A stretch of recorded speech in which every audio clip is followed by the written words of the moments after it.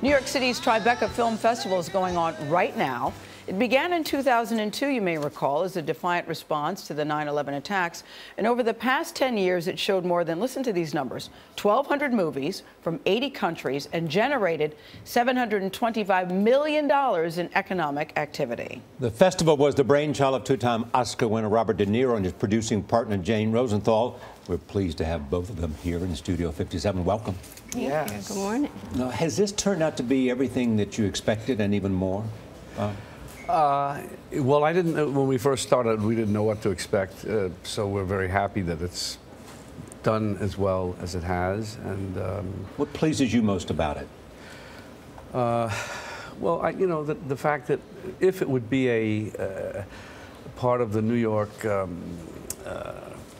tradition and last for a long time, I'd be happy. I think you got that. I think, yeah, I was going to say mission accomplished, because I think for many people, guys, when they think of film festivals, they think of independent movies, but you all get independent movies and big blockbusters too, by design? Absolutely, because the big blockbusters actually, there's a lot of people that pay attention to the big blockbusters, and what that does for us, because we have a very limited marketing budget, is draw attention to all the smaller films, the great independent films, the world cinema, the experimental films, the amazing documentaries.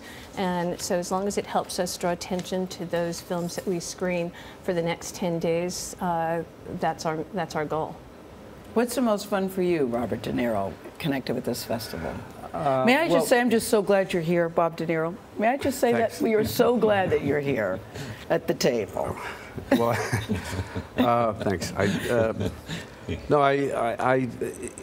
The festival, I'm just beginning to enjoy it, because it's a little bit. It's a little bit of stress in the sense that you've got to be on the show, you've got to be ready, you've got to do stuff. Well, you know, just and so, but it's terrific. I'm very happy with what's happening, the whole thing. You know, I mean, the fact that it's not just a film festival per se. It's got the street fair, it's got the drive-in, it's got other elements that are more that are not expected in a film festival, which makes it, to me, more. What makes the two of you work together so well? I mean, what is this producing partnership that's working, and you've got something new coming up now?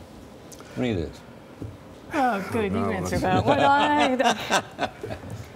one. Well, you trust her. She's creative. She's, you know, you speak the same language.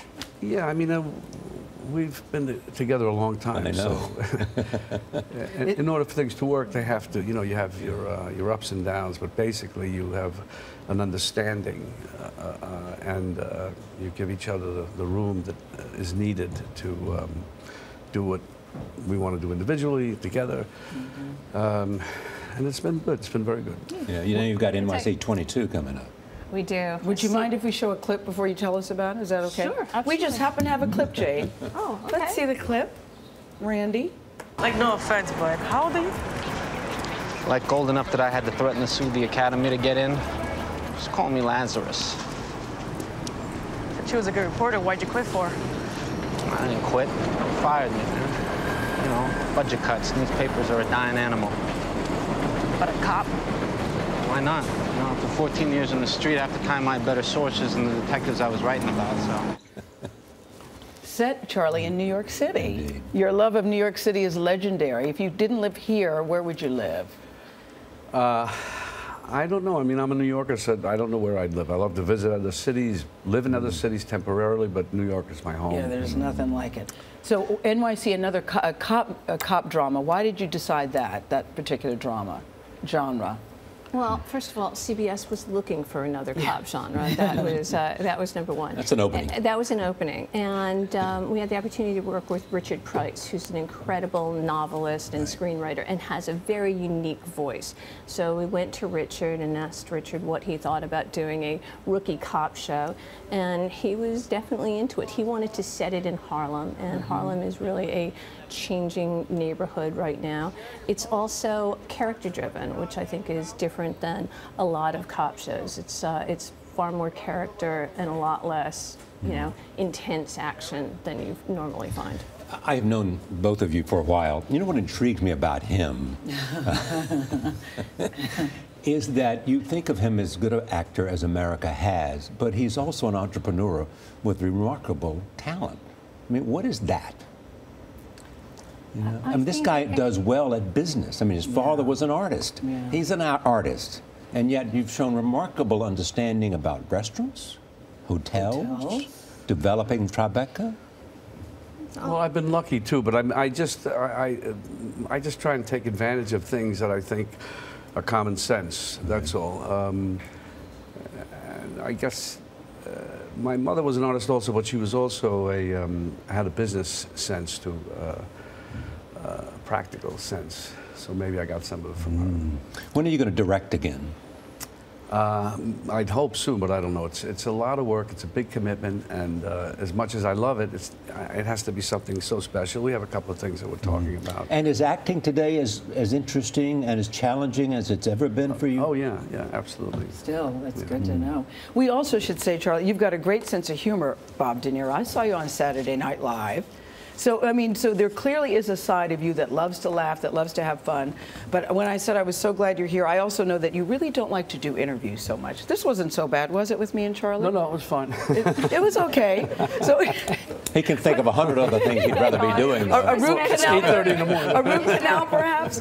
But why is it that you really don't like to? I am curious, because you're such a great actor. You could play any role. People love to hear you and hear what you have to say. Why is it that you really would prefer not to? And I'm not trying to be funny or put you on the spot. I've always wondered. Well, you know, when you say, if I had to say something, if we got into a discussion about something that's more controversial, and if it was, then the pieces of that could be taken out. Out of context. And, out of context, Right. and then put as a kind of a blip somewhere, and then what do how do I explain it? So you say, let me just be careful. Yeah, but see, here's what I believe, and I've said this to him before.